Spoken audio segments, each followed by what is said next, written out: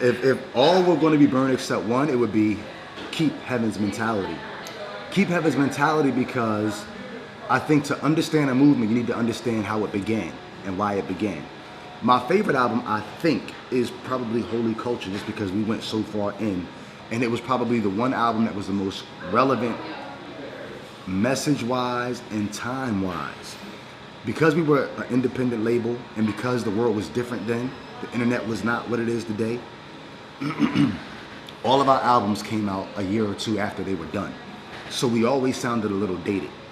And the culture had shifted a little bit so that the things that were really happening were not happening everywhere anymore. They were only happening regionally still.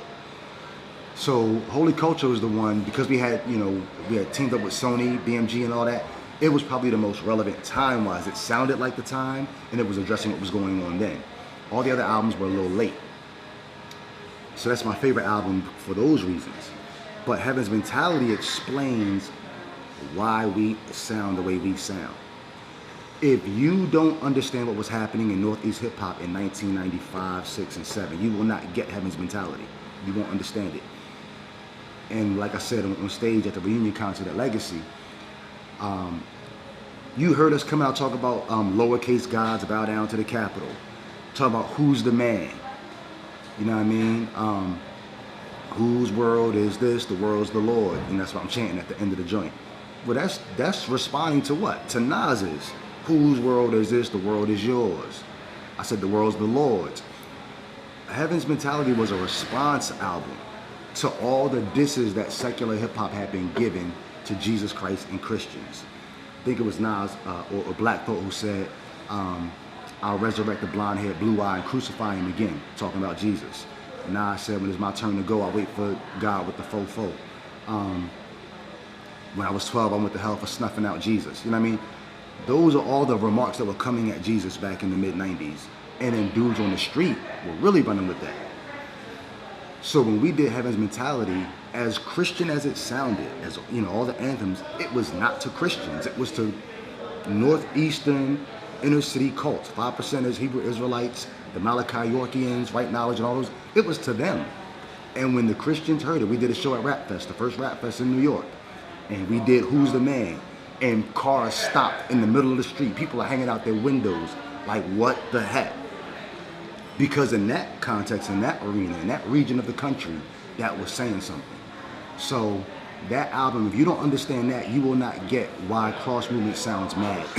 Why Cross Movement sounds like they're battling. Like, who are you battling? Who's dissing your God? Why are you so? You don't understand where we come from. And so Heaven's Mentality, keep that, because that will explain our origin story. Like, you know what I mean? You look at X-Men and all their movies. They did origin stories because they realized we got to explain to you who these people are. How did Wolverine get? Why does he have a chip on his shoulder? You know what I mean? Why the claws quick to come out? Well, you got to understand what made him like that. So if you don't understand that, you won't get Cross Movement. And to this day, people don't get us. I think Holy Culture is the first time that we actually, even though people always thought we had been talking to the church all those years, Holy Culture is the first album that we actually looked inward and started talking to other Christians. Because back in those days, it was waning, but there was this big debate. Because Cross Movement had gotten so popular, and there was other Christian rap that didn't sound like Cross Movement, the debate was, do you have to do it like Cross Movement? And then came the apologetic of why you don't have to do it like Cross Movement. And because there was this huge apologetic for why you don't have to do it like us, we felt like we needed an apologetic for why you might want to do it like us. Why there ought to be some distinctions. Back at that time, it was Tunnel Rats and a lot of dudes from the Northwest, I think like Braille and them, Deep Space 5 and those kind of cats, where there really was no distinction in the music, but it had the Christian label. It's interesting now where you're finding less distinction and people are okay with getting rid of the label. But back then, people still wanted the Christian label even though there was no distinction in their music, except for the fact that they weren't cursing. But it was still very prideful, braggadocious. You still heard some things about females that was kind of like, yo. And it was, a lot of battle rap oriented and so we were saying, like, why does that need the Christian label? But they wanted it. They wanted the Christian label back then. Very interesting, in contrast to what's going on now. But back then, I think they wanted the Christian label because they in some form or shape, they were Christians, and that there was a market. There were people who wanted Christian music, and they wanted to give those people that music. If you get rid of the label back then, you may not have a market. And it was interesting, I talked to Braille years later. I interviewed Braille for the book I wrote on art. And I was saying, yo, back then, I would have put your music in the category of not having a Christian function, but having a Christian title. And Braille said, to be honest with you, and people used to get on us because they thought we were being judgmental. We never said Braille wasn't a Christian. We just challenged the content. But Braille said, actually, it wasn't just that I had no Christian content but a Christian label. Braille said back then, I wasn't a real Christian. Now, had we come out and challenged that back then, y'all are being judgmental, da da da. Years later, Braille said, no, I wasn't a Christian back then. But I was doing quote unquote Christian rap with no Christian content.